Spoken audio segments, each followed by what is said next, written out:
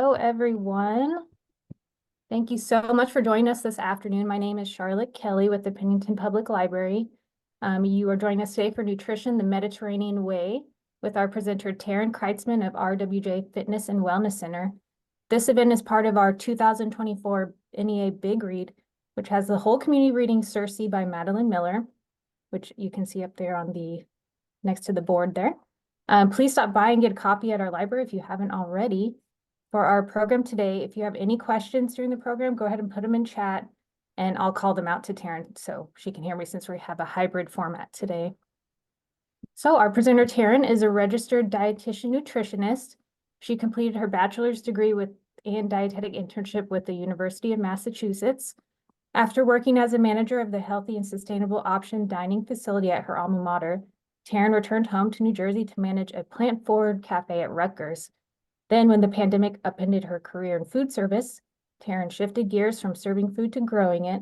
And at the end of the growing season, she became the coordinator and driver of a mobile food pantry. These two positions ignited her passion for learning and agricultural food systems and public health. So she now works at the community nutrition as a community nutrition educator with RWJ Barnabas Hamilton. Nice to see you again, Taryn. Nice to see you too, Charlotte. Thank you so much for that warm introduction. Sure. I'm joined today with Joyce Cantelais. She is the director of the Better Health program, and she's going to tell you a little bit more about that as well. So hi, everyone. Welcome to our very exciting program. Love working with Taryn. So we work together a lot.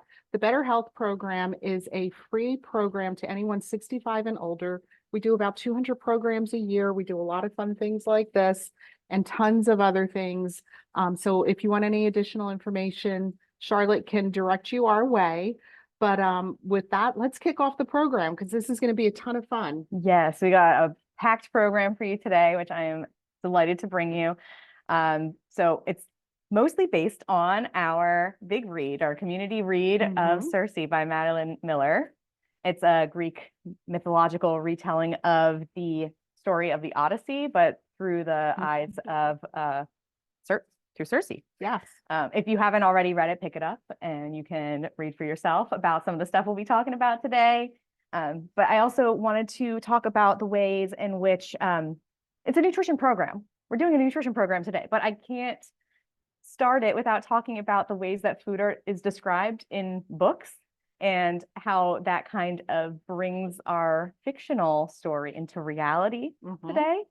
So I just thought of a couple examples. Books require imagination and authors create that world for us in our brain. Absolutely. So they have to do a good job of it. And there are many examples of foods in literature. So, and they teach us lots of lessons and that kind of thing. So they can help us create memories or tap into memories. One of those things, one of the examples I have for that is like the Harry Potter series, right? So drinking a big glass of butterbeer kind of reminds us of like having a drink with our friends. And then they also build foods, specifically can build scenes or settings or the time in which the story is being told. One of the examples I came across was Potato Peel Society, the Guernsey Literary and Potato Peel Society by Mary Ann Schaffer and Annie Barrows. Have any of you read that? Yeah. Of course. And the potato peel pie sets us into World War II, where there's a lot of food rationing and making foods that are often not eaten into something that is delicious and edible. Because it's the only thing available. Right. Right. And that's exactly how we connect to the reality of that time period to a fictional story, but it crosses those boundaries. It also unites and connects characters to other characters in books, but it also connects the characters to us. So why would you care about a character in a book if you can't connect to them? But food can do that, much like how people connect to each other through food, right? So we have Lembas bread from the Lord of the Rings series. We've also got Alice in Wonderland being welcomed at the Mad Hatter's tea party and some of the foods there. And also food can teach us life lessons in stories as well, fictional stories, such as not taking candy from strangers, like Edmund in The Lion, the Witch, and the Wardrobe by C.S. Lewis. The White Witch offers him some Turkish delight that makes him turn against his siblings. Oh, It can teach us to try new things, like green eggs and ham. And it can also teach us about healthy eating, like the very hungry caterpillar who eats lots of fruits to grow big and strong. And then when he overindulges, he gets a bellyache. So, and we'll be talking about how we can learn healthy eating styles through our big read as well today. I'm sure that any of you in the audience today, obviously through the library, are pretty well read, and you can probably think of a lot of different examples of food in books. And how that kind of connects you to where and when they're taking place, connects you to the story, and maybe even teaches you a little bit of something. Can you think of any examples off the top of your head, Joyce? Food in books? Pears and Circe. Hey! I was really clever, wasn't I? Yeah, I've been talking about this all day. You've been talking about this all week. All week. I've been very excited for this program because I get to talk about books and I get to talk about food. And there's a lot of different cookbooks out there that specifically are like book-based cookbooks.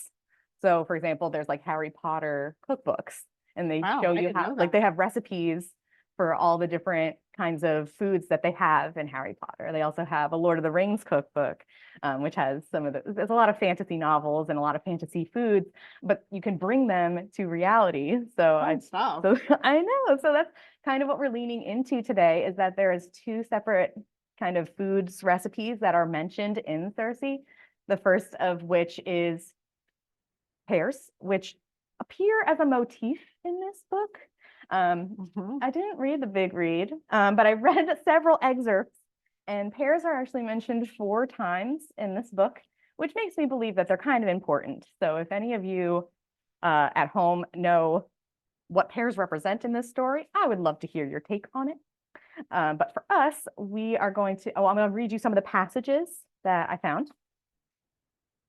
So the first one was the perfect solitude that would never be loneliness again. The stars were yellow as pears, low and ripe on the branch. The second is even she was transformed, open, ripe as a pear. The third, I led him to a shaded part of the beach while he ate the last of the pears. I marked out his route with stones, tracing the stops and dangers. And the third mentions our recipe, which is, I made you honeyed pears. I said. He held up his hand, showing a half-eaten fruit, shining with juice. I found them, thank you. So yes, pears appear many times in this book. A little bit of context for you here, if you haven't read the book. Circe is exiled to an island where she is living with her son, Telegonus. I think I'm pronouncing that correctly. But some of these recipes appear, I'm not sure when the honeyed pears appear, but I do have a fish recipe that appears as she is saying farewell to her son as he's attempting to leave the island to go meet his father for the first time. So that's where we're at, but I wanted to show you how we're going to make some honey pears today. Yeah, we're very excited about that. So there's obviously no recipe in the book. It's just, I made you honey pears. That's it. So this is kind of our take on it. And this will kind of guide us into our Mediterranean diet style. But we'll get there once we pop stuff in the oven because we'll have a little bit more time. I'm going to talk you through the actual recipe process. So I've already prepared some. I'm going to wash my hands. Oh, yes. Wash your hands. That's the first most important part of the recipe. And preheat your oven. Here I have already some pears. I flip them upside down so they don't get oxidized or brown. But what I've done is I have cut them in half and scooped them out. You can use a melon baller for this. I used a tablespoon that is made of metal. It's good for scooping. So that's just my tool, whatever works for you. Just be careful about it. Here's what I love. I already learned something. Oh. So she put them upside down so they don't oxidize and get brown. Did I know that? No. No, I did not know that. So thank you. Yeah, there's lots of ways to prevent oxidation for your fruits. Most people associate that with apples turning brown Yeah. once you cut them. Pears do the same thing. It's an oxidative enzymatic browning, which can be So smart. which can be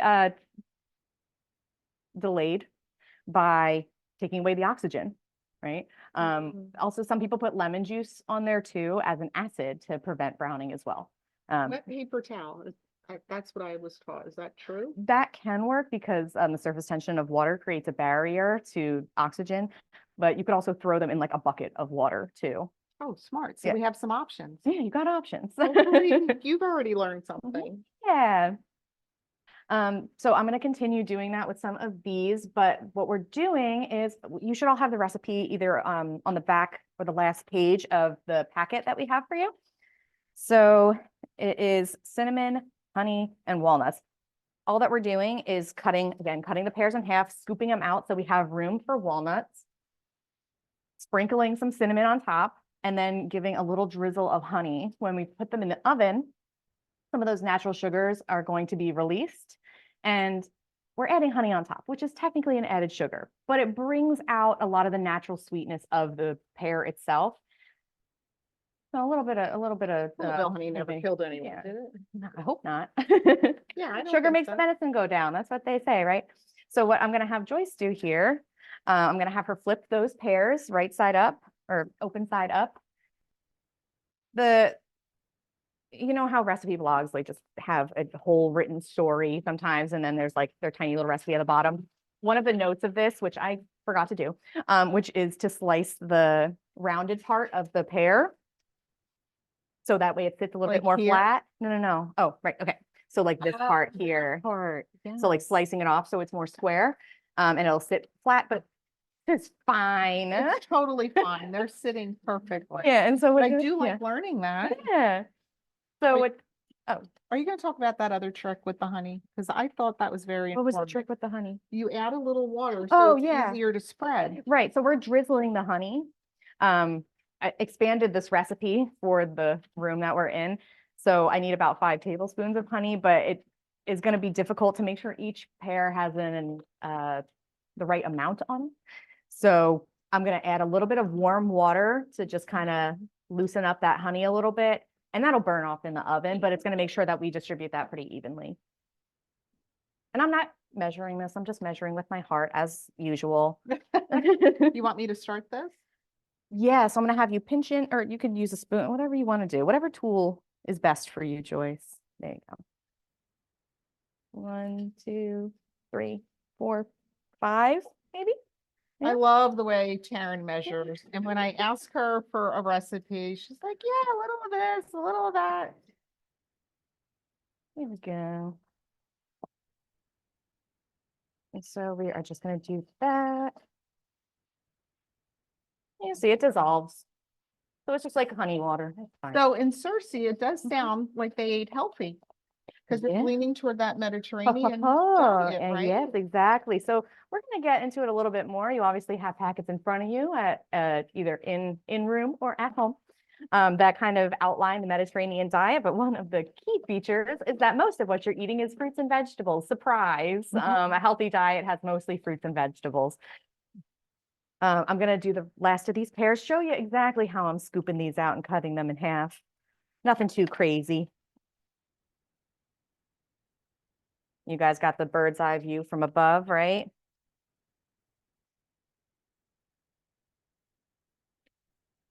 You know, I think that's the key to like eating healthy, right? It's just having it be delicious. Oh, yeah. No one's going to listen to a single thing I say if I have them eating like bird seeds, right? Yeah, exactly. Mhm. Or tasteless things. Like a little bit of honey is going to make this really Oh, yeah. tasty. All right. So I got my little scoopy. Just twirl it around. It should be just that easy. These aren't even that ripe, but they are fairly juicy. Yeah. Easy enough, right? Yeah. These are Bartlett pears. And I chose Bartlett pears because these are the type that can grow in Greece, or that Greece grows the Oh. most of. They're not known for their pears. In Cersei, they're known for their pears, but this is the variety that would typically be found growing in Greece. as we talk about, agriculture and whatnot. Also walnuts. The three main types of nuts that are found along the Mediterranean are walnuts, pistachios, right? And almonds. So if you don't like walnuts, you don't have to use walnuts. You can use something else. There's a variety. Yeah. You could also do this with another kind of fruit too. Figs are super popular along the Mediterranean. I mean, obviously you get a little bit more filling out of a fig. But there we go. All right. So you want me to stuff these? So I'll have you stuff those too. So actually these ones are going to get a sprinkle of cinnamon. Okay. I'm going to have you not do that. Thank you. But they're also going to get a drizzle of honey. Where would you want it there or Oh, here? over there was fine. That's okay. Let's switch. There you go. All right. Got to keep moving here. Yeah, I'm sorry. All right. We're just having a good time. All right. I So a love little cooking bit. with you, Taryn, and I Yeah. always learn so much. I'm not making anything too complicated. I'm not a trained chef. I just happen to like food. And I hope you guys at home like food too, because we're making some really tasty stuff. And this is super easy to make. You're watching us make it from start to finish. Yeah, even I can do this, and we all know I'm Yeah. not a great cook. And so here's my diluted honey mixture. It's more like nectary in totally. texture. Yeah, so they're getting like a drizzle. Each of them, I'm making sure they get a couple little droplets on there. But regardless, they should become quite sweet when they go into the oven, because a lot of those natural sugars are breaking down into more tasty and sweet pieces. All right. And we're gonna set one aside for Joyce that doesn't have cinnamon on it. Thank you. But the other ones will. Okay. Do these. See, nothing crazy. You want to drizzle those with honey? You want to drizzle yours wow. with honey? I do. And we'll pop yours right on there too. So give you the wide view. Actually, I'm going to go off a camera just to put this in the oven. I have it set actually at 375 only because our other recipe is supposed to be cooked at 400. So this one is at 350. The other one is at 400. So I split the difference. I made a compromise. Cooking is an art, not a science. Taryn tells me that all the time, and she totally ad-libs on things like the temperature and the ingredients, and I love that. So you want this in? Yes. Oh, yours too. Oh, right. So I yours put and ours. mine right there. There you go. Thank you. Yeah, and people say baking is science, but it comes out all right.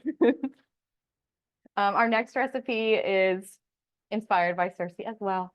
This is the farewell meal to Circe's son Telegonus as he goes off on his journey, the one where she is marking out his route with stones, tracing the stops and dangers. It's going to be a dangerous journey. So she's making him a meal of his favorites, which is, another quote, fish stuffed with roasted herbs and cheeses. Oh, I have him out already because that's part of the recipe. He ate and let me lecture him. So lecture him about the roots and the perils and the danger.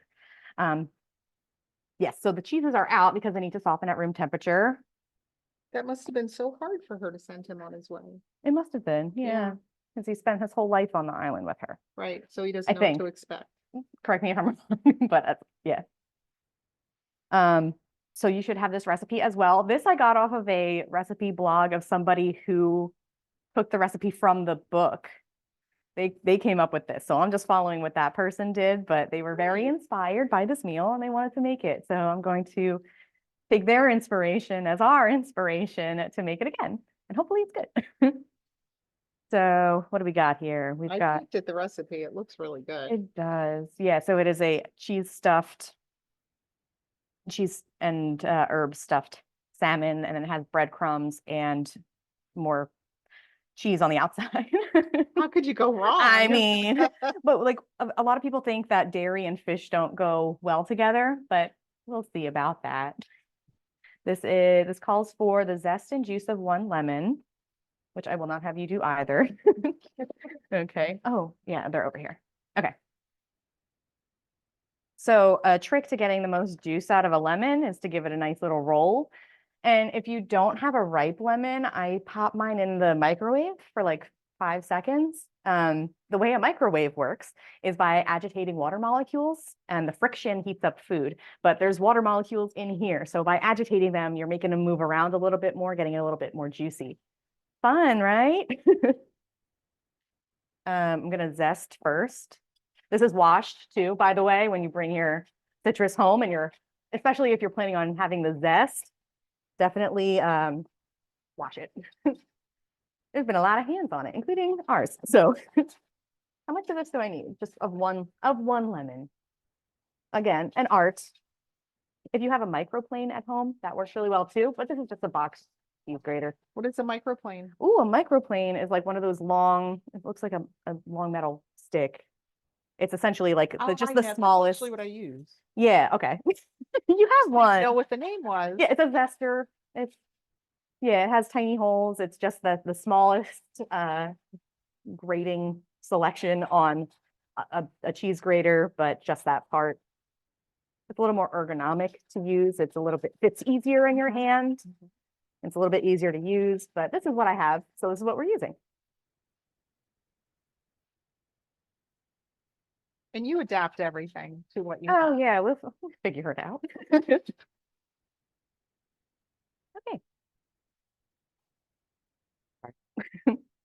There's a little bit more in there. So that ends up being about, I don't know, a tablespoon.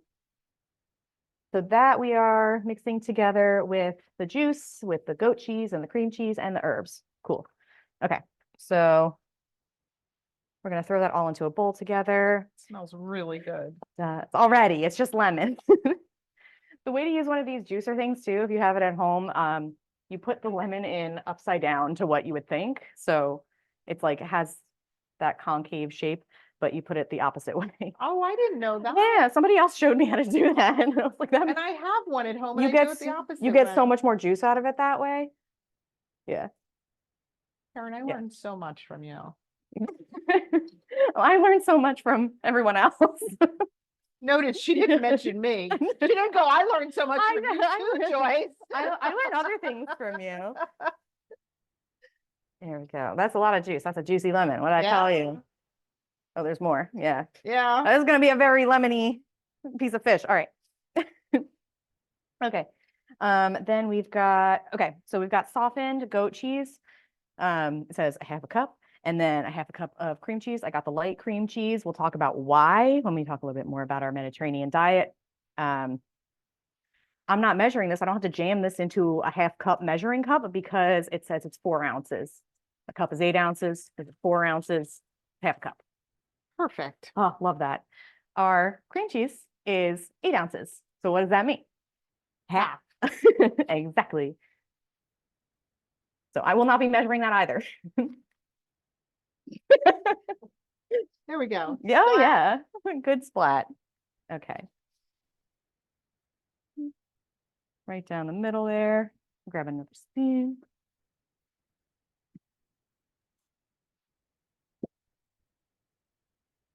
Joyce, do you mind mashing this all together? Not at all. Okay.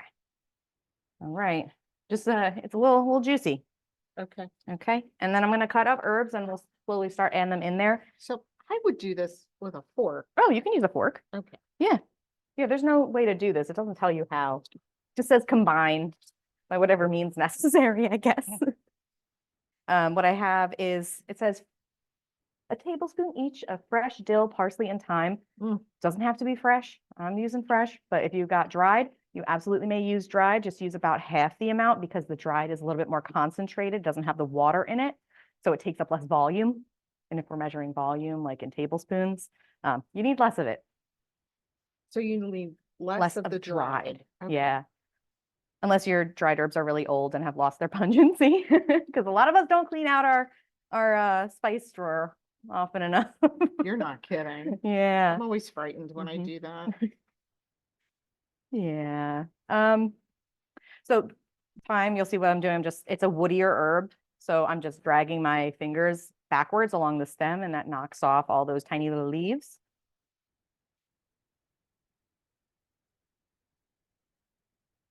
And all these herbs grow great in New Jersey. Time to start getting your stuff in the ground. So if you're planning on growing your fresh herbs, start looking into it. They're very easy to grow. If you've got a a little pot you can put out on your stoop or even on a windowsill if you don't have a stoop. Very easy to grow. And thyme comes back every year.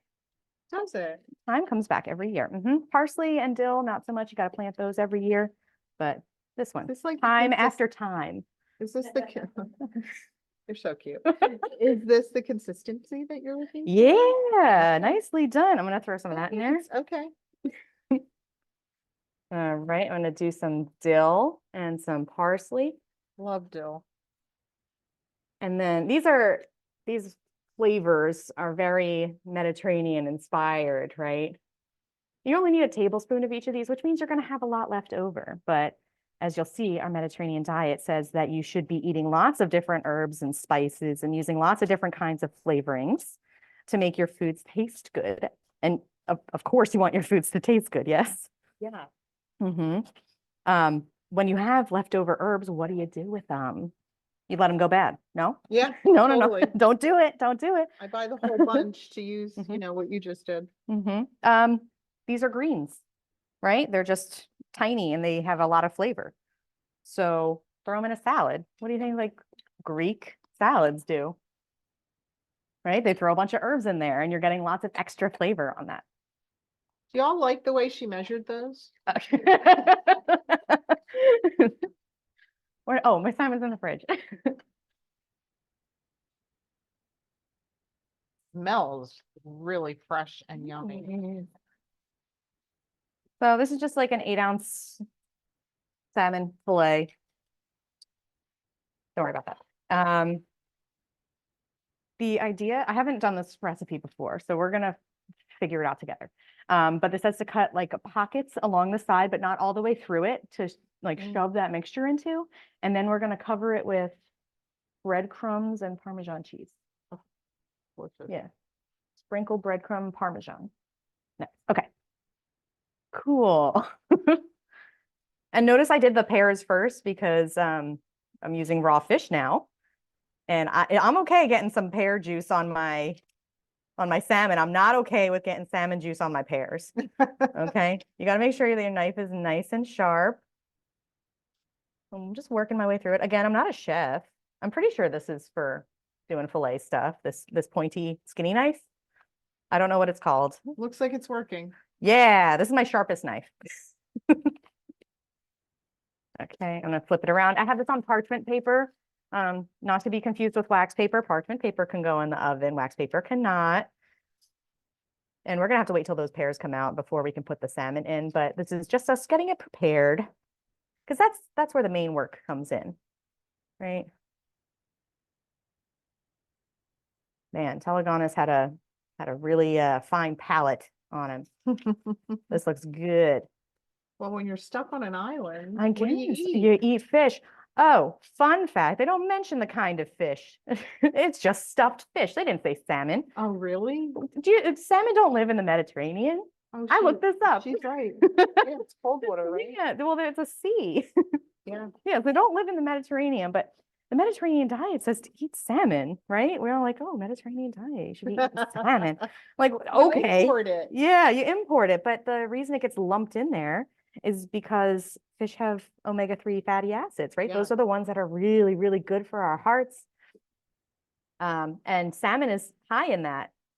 So they're like, okay, just put that in there then. But the fish that are mainly in the Mediterranean Sea are the smaller fish, the sardines, the anchovies, the mackerels. Those are also, they're smaller fish, they're fatty fish, and they're high in those omega-3 fatty acids as well. They just don't, can you imagine trying to stuff a mackerel? Yeah. Yeah. Yeah, so we're just stuffing this with some cheese. And so those omega-3 fatty acids, or those omega-3 fats, are unsaturated fats, right? Those unsaturated fats that are good for our heart. But the fats that are found in our dairy are saturated fats, which is why we're going low fat or fat-free dairy. So our cream cheese is a little bit lower fat. Our goat cheese, don't worry about it. But the cream cheese is definitely a lower saturated fat. I'm gonna wash my hands.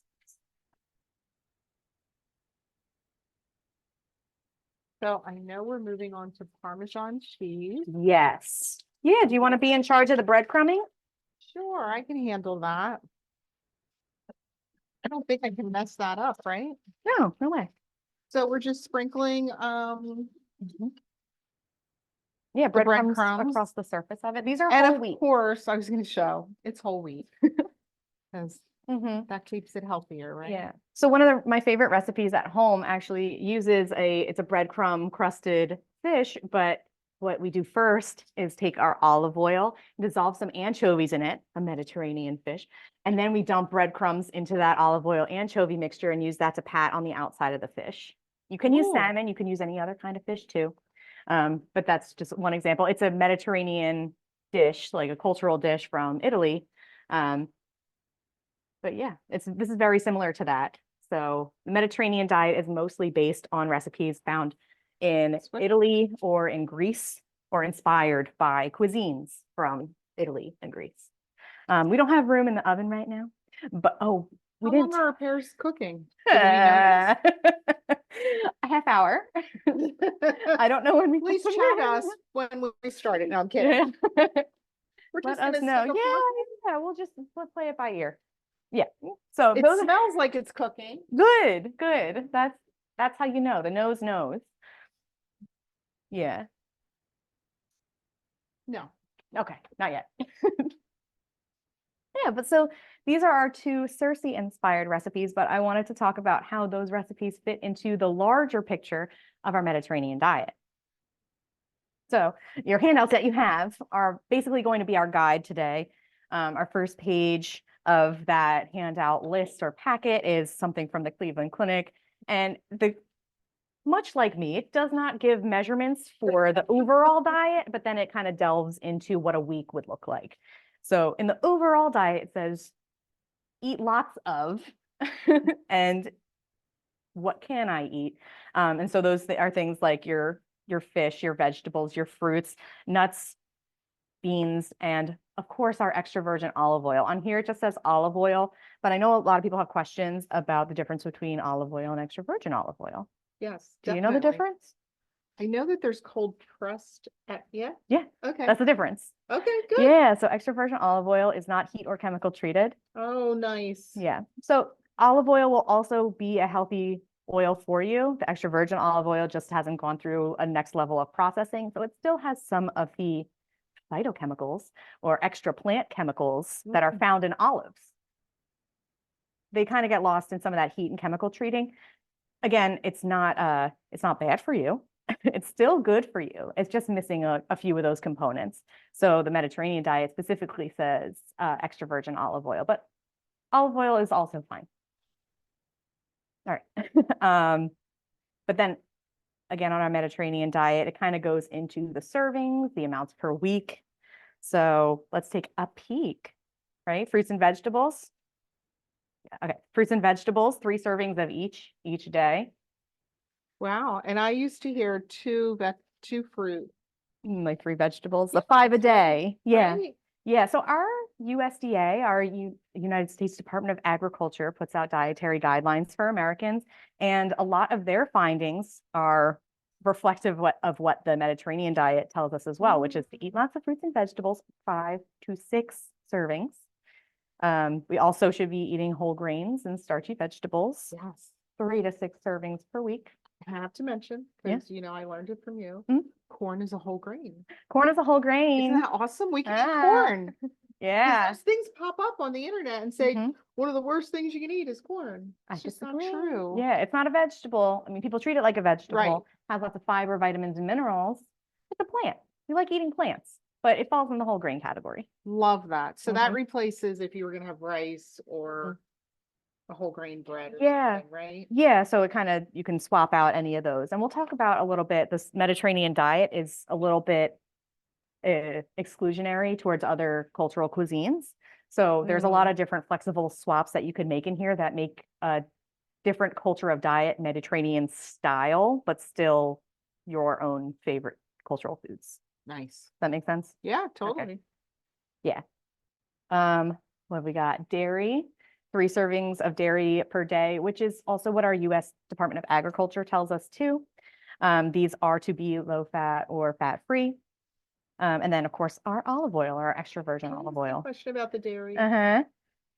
Is it 3 servings a day to get us our calcium? Is that the whole point behind I it? believe that's the idea behind it, Okay. especially from our Department of Agriculture. One of the things that came up as I was researching more about the Mediterranean diet, because I know about the Mediterranean diet, but I wanted to know more about where it came Yeah. from.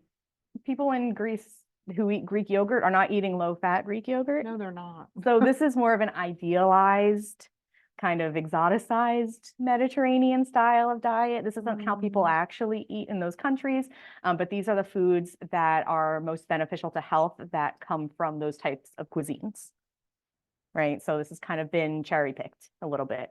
I think part of the difference too is the amount of exercise they get. They're very Yeah. active. They're not in cars driving Mhm. everywhere. They're really walking and way more Yeah. active than we in America are. Yeah, that is a big part of it too. So the Mediterranean diet says that we should also be exercising and being physically active more, but I think every dietary pattern that we look at includes physical activity and a moderate amount of physical activity as well. So you started on olive oil. I'm just shocked that it's 1 to 4 tablespoons daily. That's what it That's says. amazing. Yeah, so we're looking out for our hearts, right? That's a heart healthy oil. The Mediterranean diet overall is meant to be a health forward diet. It's not meant to be like a weight loss diet. It's meant to be a dietary pattern or a dietary lifestyle, something that you eat in a sustained way over time Right. for health, to reduce the risk of cancer, for different kinds of dementia, to reduce the risk of cardiovascular disease, up to and including strokes. So lots of reasons why this diet has been very well studied over and over and over again, has been shown to kind of like make our blood nice and fluid, so that way it's not getting stuck in places and causing health issues. Yeah. So interesting. Beans. Everyone in this room knows how much I like beans, how much I'll tell you to eat beans at least 3 times a week. Fish, 3 servings a week. That's what we're making today. Eggs. So this one's a little bit older. This diet was developed in the 50s, 60s. So there was a different understanding of dietary cholesterol then. So I know there's a bit of confusion about the egg yolks because they have cholesterol in them. But the reason that eggs would raise your cholesterol in sometimes is because they have saturated fat in them, just like we were talking about with milk, right? So if you're eating other components of a healthy diet, like your fruits and vegetables and whole grains that have a lot of fiber, that fiber helps counteract the cholesterol component of the egg yolks. And the egg yolks also contain half the protein of the egg, as well as some other antioxidants that aren't present in the white part of the egg. So while it says that you should only have 3 eggs a week, you can have more eggs a week, but in the Mediterranean dietary pattern, this is what's recommended. Okay. Meat, 1 serving of red meat a week, and then skinless white meat, so like chicken. Again, I don't know how many people among the Mediterranean countries are only eating 1 serving of red meat a day. I know a lot of like pork-based cured meats, that kind of thing. Yeah. Again, this is an idealized version of the healthy Mediterranean style foods. And then wine is optional. So some of us drink wine, some of us do not, specifically the red wine for cardiovascular health. There's a lot of debate about that.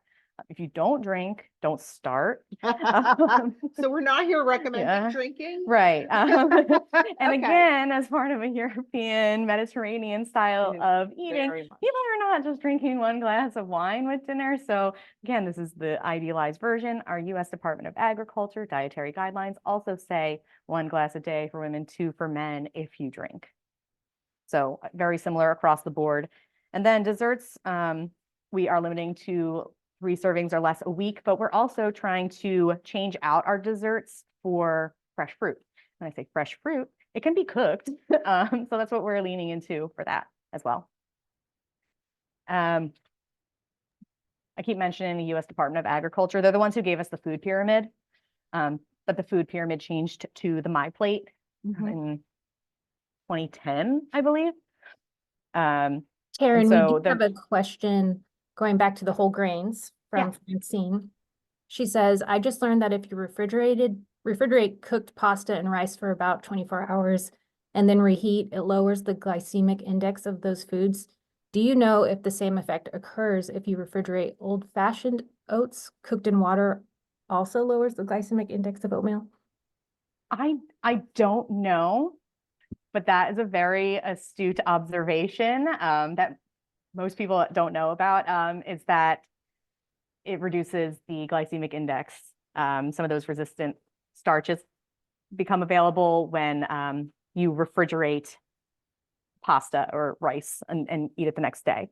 It gives it time to do food science magic and become a little bit different. It's a little bit more slowly absorbed, which is the thing that we like, because it allows our body to do its digestive thing at the rate that it is naturally meant to do it. Right. I don't know if that applies to other grains, so I can't necessarily speak to that. It would follow, but I'm not sure. But thank you Sure. for your question. Yeah. So the Mediterranean diet, there's a group of people that manages it. So they also came up with a plate. So the dietary guidelines for Americans put out by the US Department of Agriculture have a plate, and the Mediterranean diet now also has a plate. But this one looks a little bit different than my plate. This one looks more like the ADA, the American Diabetes Association plate, which is exactly what I was just talking about, which is that it's a plate that is designed to get digested more slowly. So that way our bodies can release insulin and digest it at the rate which we naturally do, as opposed to eating more carbohydrate forward foods that our bodies have a hard time handling sometimes, especially if you have issues with glucose digestion or carbohydrate digestion, such as with diabetes or prediabetes. But for people overall, this is a healthy method of eating. I forgot to mention this is Mediterranean diet is also good for type 2 diabetes. So there you go. May I ask a question? Yes. So I tend to try to stay away from non-fat and low-fat because I think it's processed in a different way. Does it impact the value of the food when it's? It lowers the It lowers the it fat, lowers but it the doesn't fat. hurt the calcium or any of the benefits, like in yogurt, you're getting You're in the same amount of probiotics, about the same amount of calcium. You're just not getting the type of saturated fat. So that's where that. I guess I comes always from. equate it to like modified food, and we Yeah. it's not really good, but you're saying it's okay. It's okay. Yeah, Okay, that's what's recommended. Okay, Mhm. I have no excuse to eat full fat yogurt. Bummer. Yeah. Yeah, so essentially this plate, the way it's drawn out is the non-starchy vegetables. We've got our whole grain and starchy vegetables, our carbohydrate containing foods in a quarter of the plate, and then our types of protein in another quarter of the plate. Some of the, like beans have some carbohydrates in them, but they're also very fiber rich. They're digested really slowly. They fall into the protein category. And then around the plate, we have lots of stuff too, like our unsweetened beverages and also our wine, if we so choose to partake, our low fat and non-fat dairy products, and our fruits, which I guess aren't on the plate. They're just more off to the side. I don't know, go figure. And then of course, flavoring our food with herbs and spices instead of with salt, right? We're getting, I didn't salt anything. I forgot to salt anything. I don't think we're gonna need it. There's going to be a lot of flavor in these foods regardless. Also, cheese has a ton of salt in it, so Totally. that too.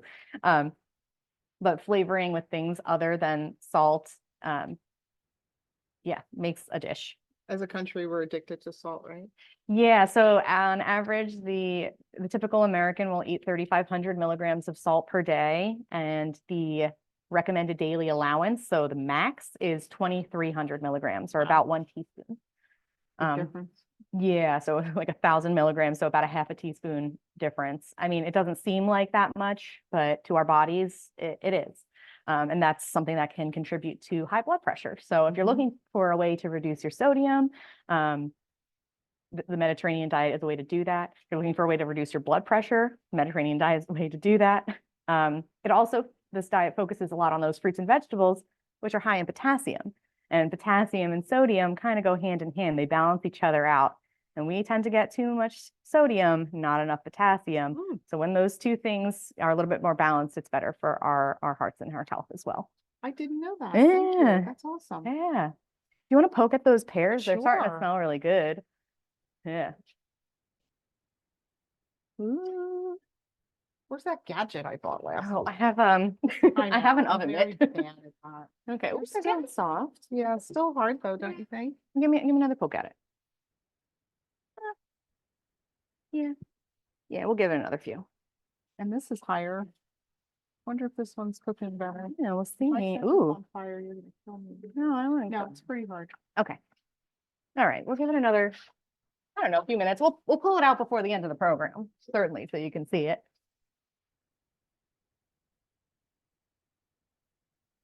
What else do we got on another thing? Yes. Okay. Yeah, so I wanted to talk about the Mediterranean diet on like where it actually comes from, because I thought this was fascinating as I was doing my research, was that it comes from a study called the 7 Countries Study. And it was a researcher, an American researcher, who was studying different styles of eating all around the world, their impacts on cardiovascular health, longevity, that kind of thing, to see what country has the best, food for living well. And again, there's only 7 countries studied. And I think only 2 of them were really taken for the Mediterranean diet, which are Italy and Greece.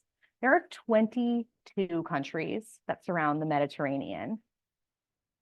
That's a lot of countries that we left out. So why'd we leave them out? The researcher thought that those foods from Italy and Greece would be the most palatable to the North American palate. So that's where we came from. And then that research was taken and repeated, because good research and good science is repeatable. The Mediterranean diet, the way it comes from Italy and Greece, is a healthy diet. It's just a misnomer that it represents the entirety of the Mediterranean, because the Mediterranean covers, oh my gosh, I don't have a map in front of me, but it covers parts of Northern Africa, Turkey, Egypt. I don't know if France touches the Mediterranean, but there's a lot of foods that are not represented in this diet. But that's why it's very flexible. That's why I keep it nice and flexible. Because yes, fruits and vegetables, those look different everywhere around the world. And just because there's this one list of fruits and vegetables that grows in the Mediterranean, those don't have to be the only ones that you choose from. Olive oil doesn't have to be the only oil that you use. Parsley and dill don't have to be your herbs and spices of choice. So yeah, lots of foods aren't represented by the Mediterranean diet, especially even in the Mediterranean region, but all around the world too. Japan was part of that 7 countries study that helped inform the Mediterranean diet in the first place, but just was left out. But Japan has some of the longest lifespans in the entire world. Absolutely. Yeah, so that, I guess the researcher didn't think that those foods would be palatable to America, so they just kind of left it out. And that's how we got to where we are. And some of those countries you mentioned have delicious foods. Oh yeah. And I can see how they can all fall into this, right? And even like thinking about the beans, I guess you can just throw together hummus and use it a different way, right? It's yeah, I love that. Yeah, different spices as well, and different whole grains. So they were specifically mentioning like teff and millet as like Northern African grains that aren't represented, but are super nutrient rich whole grains that definitely fit within a Mediterranean diet lifestyle, but it's not listed as one of the ones that people typically eat because they're not eaten in Italy and Greece. So I think next year we should do programs and come up with the other countries and apply it to the Mediterranean diet. What do you guys think? I like that idea. Yeah, that could be fun. Yeah. Just because they didn't do it. I know. Like, how can we do it? We can do it better. Yeah. Because that gives you more variety too. And what I find with eating is the more variety, the better, right? Yeah, that's definitely true. I'm like, I don't want anyone to limit themselves to what they can and can't eat just based on like one cultural kind of dietary pattern. I mean, this food is delicious, but like, I like different like global cuisines as well. And they do fit within this style. It just, you know, Yeah, different exactly. parts of the world have different styles of cooking and different fruits, vegetables, whole grains. Stay tuned for Around the World Hey, next year. ooh, 2025 coming to you. yeah. Yeah. Charlotte, do you have any other questions on your end? We don't. It's a pretty quiet bunch this time. Yeah. Yeah, we're being pretty informative today. Yeah. You answered Taking everything in all without the anyone information. asking. That's all right. Mhm. Oh, I said we're just taking in all the information you've. Oh, nice. Terrific. Yeah, Was I'm there glad you're anything else enjoying. you wanted to share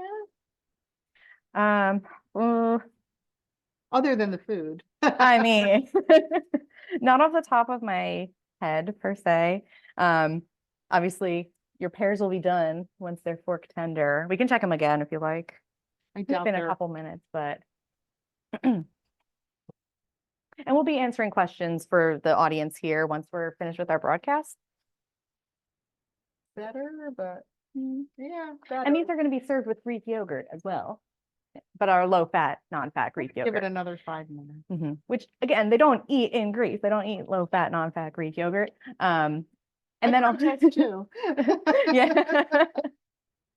And then also like in other cuisines, like whole grain is not a thing unless it's served as a grain. So we're talking like whole grain breadcrumbs, like that's not the case. Or like brown rice isn't really eaten ubiquitously around the world. It's kind of been taught as a healthful replacement. And is that true?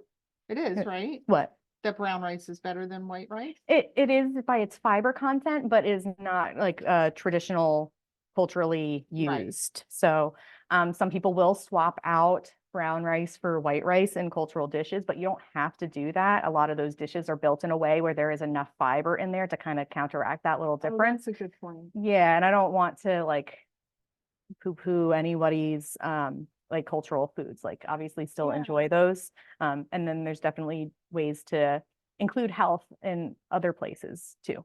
Mhm. Yeah. Terrific. Yeah. I think, Charlotte, unless you have any other questions on that end, we're going to No. wrap for today. Sure. Thank you so much, Taryn and Joyce. You're so welcome. Yeah, I we're feel really like I happy can to be here. smell the delicious pears all the way here. Yes, it's pear and cinnamon. So I mean, It smells Ooh, even delicious better. in Yes. here. Well, and yeah, before too. we go, I'll just let everyone know about a couple of our upcoming programs for the Big Read. For our families, we have an art workshop this Saturday at 2 p.m. at the Pennington Methodist Church, and that's for around ages 10 and up. And for our adult patrons, we'll have a hands-on weaving presentation on this coming Tuesday at 7 p.m. here at the library. And that'll be with Twist Knitting and Spinning, a shop that's right across the river in Pennsylvania. And you guys can register for that on our website. All of them are open for registration. And yeah, we're so happy that you did this program for us. And Yeah, thanks for inviting me again. yeah, thank you so much. And I hope everyone has a great time there and you can ask more questions. If anyone online has questions, feel free to email me or Kim here at the library. Our email is also on our website. So thank you so much. Thank Thank you. you. Make it Have a a nice great day. Bye. You need to do-